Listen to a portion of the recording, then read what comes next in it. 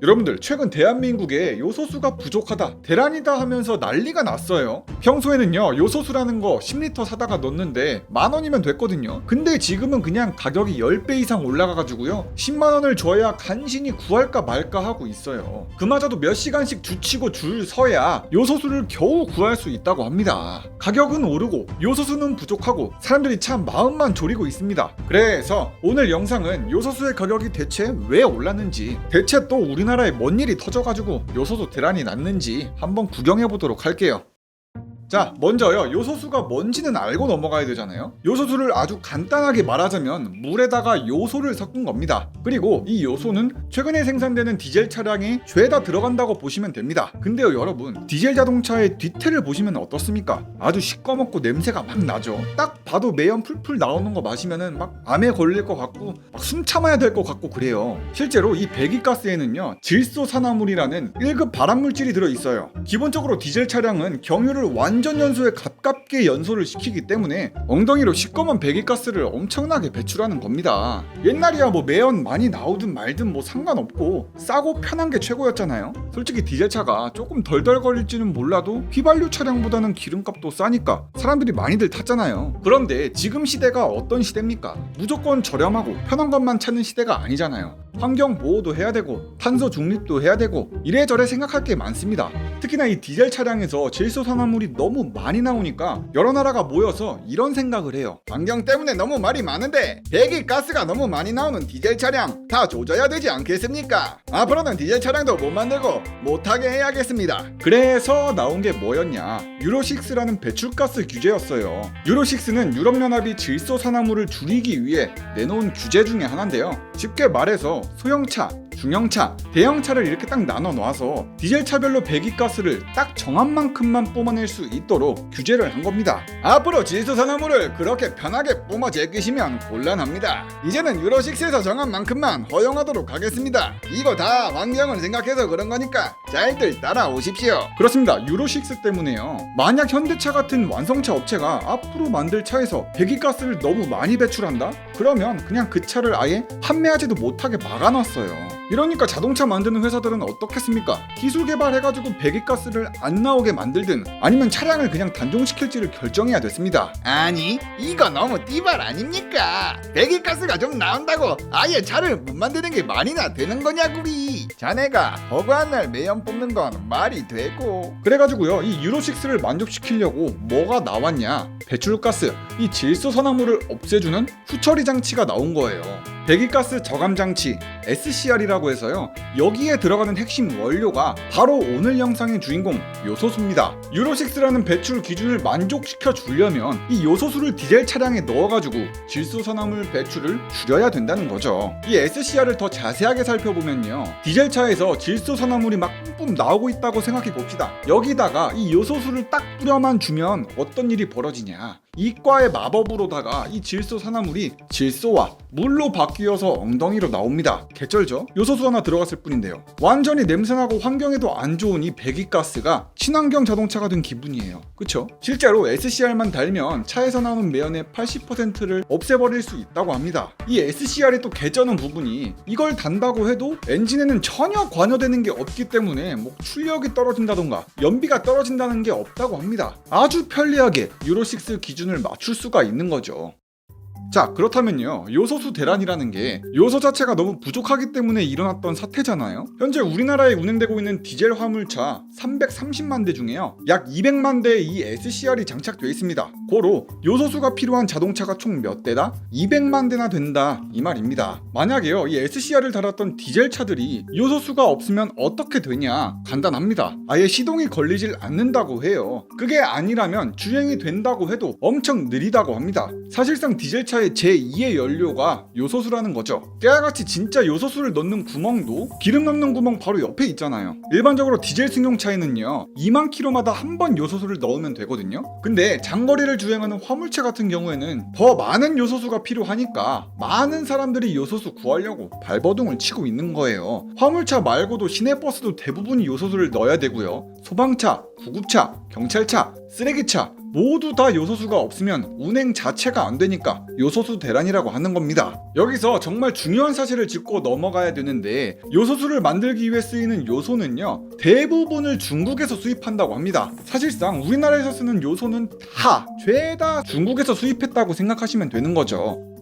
자, 그렇다면요, 대체 왜 요소수 대란이 온 건가? 이것도 아셔야겠죠. 가장 큰 이유가요, 대한민국의 요소를 책임지던 나라가 어디라고 했습니까? 중국이라고 했잖아요. 97%를 담당해주는 거면 사실상 우리나라 요소 의존도는 100%라고 봐야 돼요. 근데 문제가 생긴 게, 우리 진핑이 형님이 중국이 그냥 갑자기 마음이 변했기 때문이거든요. 얼마 전 10월 15일에 진핑이 형님이 어떤 결정을 내리냐, 앞으로 요소수를 수출하지 못하게 막겠습니다. 오늘부로 우린 수출 안 할 거니까 그거 알아서들 해결하십시오. 이래가지고 나온 게, 중국에서 해외로 수출하는 요소를 죄다 검사해가지고 수출을 막겠다는 겁니다. 여태까지는요, 중국이 요소를 수출하는데 아무런 제약이 없었거든요. 검사도 없고 뭐 그냥 마음 편하게 요소를 우리나라에다가 팔아줬는데, 갑자기 수출 전에 검사하겠다니까 우리나라에 요소가 들어오질 않는다는 거예요. 그러니까 진핑이 형님이 마음이 바뀌어가지고 중국이 수출 규제를 하기 때문에 갑자기 요소수 대란이 난 거죠.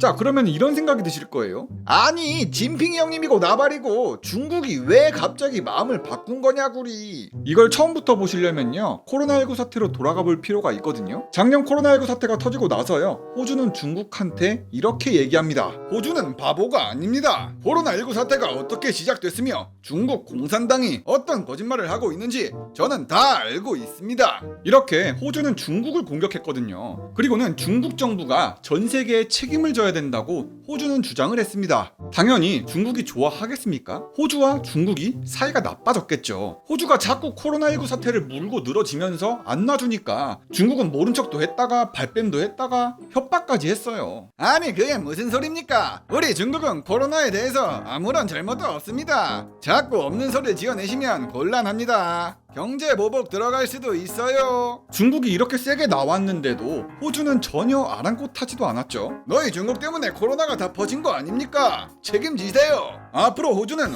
화웨이 5G 통신 장비도 거 안 쓸 거니까 저리 꺼지십시오. 결국에 양국은 서로를 향해서 경제 보복을 가했고요. 우리 진핑 형님은 호주산 소고기로 시작해서 호주산 보리, 와인, 철광석, 석탄을 수입하지 않기로 결정합니다. 여기서 주목해야 될 건 석탄이에요. 중국은 경제보복 차원으로 작년 10월부터 호주산 석탄 수입을 금지했거든요. 아이고, 호주 새끼들, 감히 어디서 경제도국 2위인 중국하고 비벼보려고 하는 겁니까? 이제부터 호주에서 석탄 수입 안 합니다. 딴 데 가서 알아보세요.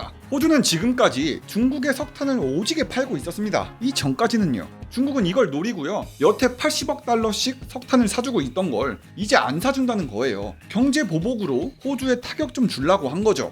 결국에 호주산 석탄의 중국 수출은 거의 100%가 날아가 버렸습니다. 이러면서 호주와 중국 간의 무역 전쟁은 처음에는 호주가 발리는 듯 싶었는데 중국한테도 아주 큰 문제가 생겼죠. 중국의 전기는 화력 발전, 그러니까 석탄에서 나온다고 말씀을 드렸었잖아요. 근데 중국은 중국에서 나오는 석탄만으로는 전기를 만드는데 모자랍니다. 다른 나라에서 석탄을 수입할 수밖에 없는 구조예요. 여태까지 중국은 석탄이 모자라서 항상 3억 톤가량의 석탄을 해외에서 수입해 왔었습니다. 하필이면요, 이게 참 호주산 석탄이 중국 석탄 수입의 57%를 차지하고 있었던 거예요. 중국은 대책도 없이 감정적으로 호주산 석탄 수입을 금지시켰었잖아요. 그러니까 자기들이 전기 만들 석탄이 부족해진 겁니다. 경제 보복한다고 큰소리 뻥뻥 치더니 꼴 좋습니다. 그 그릇 빙뽕. 아니, 띠발이네. 석탄이 모자랄 줄은 나는 몰랐지. 이 그래프를 보면요, 중국은 코로나19 사태로 좀 벗어나면서 경기가 회복되고 전기 수요가 늘어나던 차였습니다. 그냥 빨리 공장 돌려가지고 물건 팔아서 돈을 벌 때였어요. 그런데 여기에서 석탄이 너무 부족해진 겁니다. 호주가 가진 석탄의 힘이 예상보다는 너무 컸다는 거죠. 안 그래도 중국은 전기가 없어 죽겠는데 호주산 석탄 수입 금지 조치로 미쳐버리겠죠. 중국의 화력 발전 망했고요. 전기 생산 망이고요. 말 그대로 헬파티가 돼버린 거예요. 이런 상황에서 중국은 한 가지 카드를 더 꺼냅니다. 호주한테 얻어 맞아보니까 이거 뭐 석탄이든 원자재든 일단 다 끌어안고 주변 나라한테 주기가 싫어진 거예요. 중국은 자국 석탄에서 암모니아를 추출한 다음에 거기에서 요소를 생산했거든요. 세계 최대의 요소 생산국이자 수출국인 이 중국이 매년 약 500만 톤의 요소를 전 세계에 막 뿌려줬었어요. 근데 이 호주와의 갈등으로 석탄 공급이 부족하니까 요소 수출 자체도 제한하기 시작한 거죠. 무역 보복해야지. 감히 우리 중국을 건드려. 어디 한번 요소수 대란 맛볼래? 경제 보복 들어가겠습니다. 자, 그렇다면요, 중국이 우리나라에 수출을 안 해주면 그까이 거 우리가 그냥 요소수 만들면 그만 아니냐? 그거 만드는 게 그렇게 어렵나? 이런 생각이 드시죠? 물론 우리나라는 만들 수 있는 기술력이 있긴 있습니다. 근데 안타깝게도 요소를 생산할 수 있는 공장 자체는 국내에선 다 없어진 상태예요. 망했습니다. 왜냐? 우리는 비싼 납사에서 요소를 뽑아내가지고 요소수를 만들었는데 저 중국 놈의 새끼들은 지들이 직접 석탄을 캐가지고 엄청 싸게 요소를 만든다구리. 이거 완전 가격 경쟁력에서 상대가 안 된다구리. 그렇습니다. 아주 심플하게만 보면요, 중국에서 요소수를 사오는 게 우리나라가 직접 만드는 것보다 훨씬 싸게 먹혔기 때문이에요. 그러니까 지금 한국에선 요소수 국내 생산량이 빵인 상태고 만들 수는 있어도 만들면 안 되는 상황이 온 거죠. 그냥 요소수 중국에서 수입하는 걸로 하자구리. 결국 50년간 만들어 왔었던 요소수 기술 노하우가 하늘나라의 죄가 돼버렸습니다.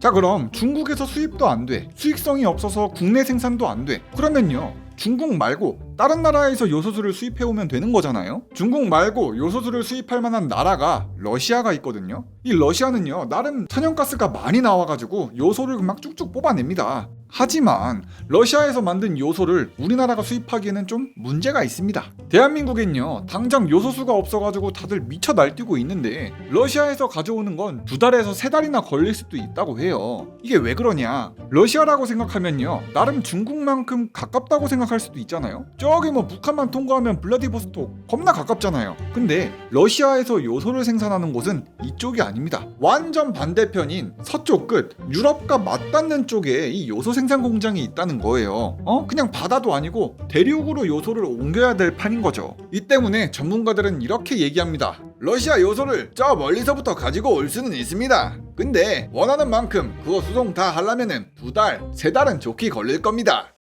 자, 이번에는 요소수 대란 때 우리 대한민국은 뭘 하고 있었냐? 요소수 가격이 막 미친듯이 올라가니까 평소에 10,000원 하던 게 100,000원이 됐잖아요. 중간에서 요소수를 많이 갖고 있던 사람은 그냥 개이득 보고 있었으니까 뭐 당연히 이런 꼴을 우리 정부가 가만히 보고 있진 않겠죠. 요소수를 매점 매석하는 놈들 있으면 다 잡아가지고 감옥에 쳐넣던가 벌금을 매기겠습니다. 정부는요, 요소수 매점 매석을 단속하기 시작해가지고 적발만 되면 최대 징역 3년에 벌금 1억 원에 처한다고 발표를 때려버립니다. 그리고요, 실제로 요소수가 필요한 사람들은 대체 어떤 대처를 하고 있나 알아봤더니 이 사진들처럼 줄 서서 요소수를 사는 방법도 있지만요, 불법적인 방법으로 이 요소수 대란을 해결하고 있다고 합니다. 그 방법은 바로 요소수를 아예 쓰지를 않겠다는 거죠. 지금 당장 요소수가 없으니까 좀 잠깐만이라도 요소수 없이 운전할게, 이런 생각이거든요. 이걸 전문 용어로 정관수술이라고 하는데, 정관수술은 요소수가 없어도 화물차를 운행할 수 있도록 하는 불법 계절을 뜻하는데요. 제가 아까 분명히 요소수가 없으면 시동이 꺼지고 엔진 출력이 안 나온다고 했었잖아요. 근데 이 정관수술 한 번만 딱 하면은 요소수가 없어도 부족해도 시동을 걸 수가 있고요, 출력을 유지할 수 있다고 합니다. 근데 문제는 이 정관수술이란 게 별도의 부품을 달아야 되고 아니면 소프트웨어를 막 조작한다는 게 당연히 불법이잖아요, 이거. 그래서 걸리면 어떻게 된다? 요소수 안 넣겠다고 정관수술 하다가 적발되면 1년 이하의 징역이나 1,000,000원씩 벌금입니다. 단속만 되면 징역에 벌금에 막 무서울만도 한데 지금 그게 문제입니까? 정관수술 하지 않으면 차를 운행할 수가 없잖아요. 그러니까 진짜 생계가 달린 화물차 기사들은요, 불법으로 정관수술을 많이 하고 있습니다. 이러다가는 다 죽어. 내 차의 그곳을 끊어야 돼. 정부도 지금 상태가 너무 심각하니까 일단 정관수술을 단속하는 걸 미루기만 하고 있습니다.